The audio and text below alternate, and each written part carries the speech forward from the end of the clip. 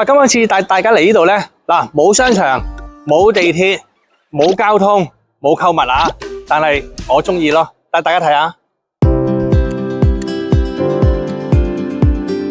喂，未嚟睇單位，先睇會所。而家年青人咧，會所都係一個好重點。嗱，雖然呢個盤咧佔地唔係好多，但係會所亦都唔算大喎。但係我好中意咯。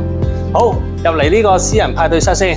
咁你見到咧有 sofa、卡拉 OK 啊，跟住依邊有一拉長嘅餐台可以招呼朋友啊，亦都可以喺度嘗試下自己弄下幾手。咁啊，廚房設備啊、煮食爐啊、熱爐啊、電磁爐啊，乜都齊晒㗎啦。咁呢度雖然係麻雀雖小，但係五臟俱全啦。咁如果你叫成班朋友嚟玩的話，喺入邊唔夠嘅，可以坐出嚟呢度。呢度有一張，哇！我諗10零20人坐都冇問題嘅地方，可以空間俾你可以 relax 下。好，同一地方喺呢度，亦都有個健身室啦。咁你可以做下 gym 啦。咁啊，雖然健身室唔算好大，但係夠用咪得咯，係咪先？啊，好，入嚟後邊咧，仲有黃雀在後。喺呢度咧有一個小型嘅 BBQ 區。如果頭先你嗰度覺得太大，又冇 BB 咁多人的話，可能你屋企人可能3、5知己，屋企人幾個人，咁喺呢度啊燒下嘢食。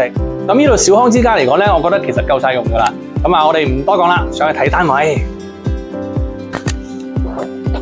喂 ，Hello， 今日咧就係帶大家嚟睇呢一間。嗱，雖然呢一間咧就唔算話好大，講緊咧都係894尺。咁但係咧，我覺得有1000尺嘅效果。嗱，最重點嘅睇有 view先啦。好，你見到成幅玻璃㗎啦，靚得了啦。嗱，前邊其實你見到咧就係康湖居嗰啲別墅。啊，咁啊前邊有個紅樹林區啦，咁啊天然環境都好翠綠嘅。咁嗱，最重點就要睇下個廳啦。咁你望一望個廳咧，其實長就有6米，闊咧都有5米，差唔多成300幾尺廳咧。咁啊算係800零尺嚟講，3間房嚟講咧，個廳係真係算好大、超大，好好用。嗱，咁啊主人房就我相信都係呢間嘅，因為有套房啊嘛。個 view 同前邊咧，同個廳景咧就攞翻同一個景啦。啊，咁啊 size 嚟講就適中啦，又唔算話好大，因為始終佢都係得800幾尺啫嘛。咁你唔好祈求咁闊落啦。咁但係你話手間方面咧，其實你都見到咁啊星盤啦，其實夠大啦，大鏡櫃啦。咁啊其實呢邊咧仲有個大浴缸嘅。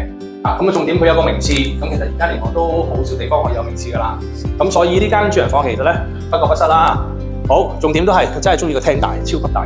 好，咁啊喺飯廳入嚟呢個廚房咧，其實 OK嘅，因為你佢咧有3面可以擺嘢嘅地方啦。咁基本嘅配置啊、爐啊、櫃啊、焗爐啊，同埋一個細細地嘅紅酒櫃。啊，不過呢個紅酒櫃如果多朋友的話咧，應該都唔夠招呼。聽得唔緊要，就個外置嘅咯。啊，咁啊另外有3間房，仲有個工人套房。嗱，工人套房咧就喺呢個位置。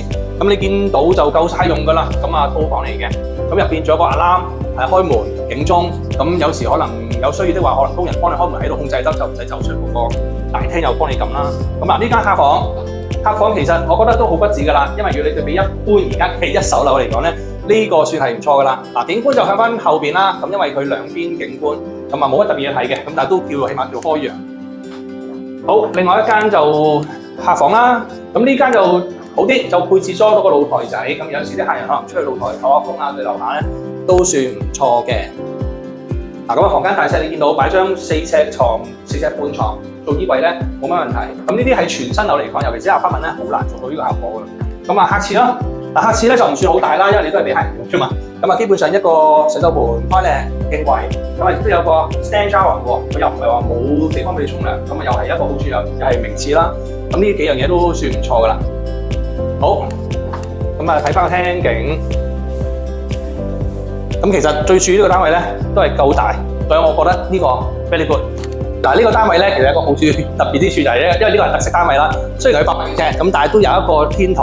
但係我最中意佢呢個天台咧，就係外置啦，你唔會嘥嘅地方啦。咁但係你私人度又好高喎，你喺個後門行出嚟，其實直上就係已經係你自己嘅個私人天台。咁啊，比起好多內置樓梯嘅連天台咧，咁你起碼都慳咗好多地方先啦。因為你如果天台樓梯喺個單入邊咧，其實都幾自己個私人空間噶嘛。咁呢個唔同啦，一上到嚟，佢呢度有少少，呢個就係你嘅私人天台。好，入嚟，其實呢個少少嘅 L 字形啦，咁啊最主要都係望住嗰個西貢海啦。咁如果喺呢度3、5知己朋友啊，飲杯嘢，擺下 sofa 啊，燒嘢食又得。咁其實呢個空間感都好好用嘅。咁所以其實呢個單位咧都比較係市場罕有。因為你有低密度啦，咁市場上又少呢啲供應啦。重點就係佢其實真係唔大，佢800幾尺啫。咁所以大家可以欣賞下呢個環境。咁如果中意的話咧，就〜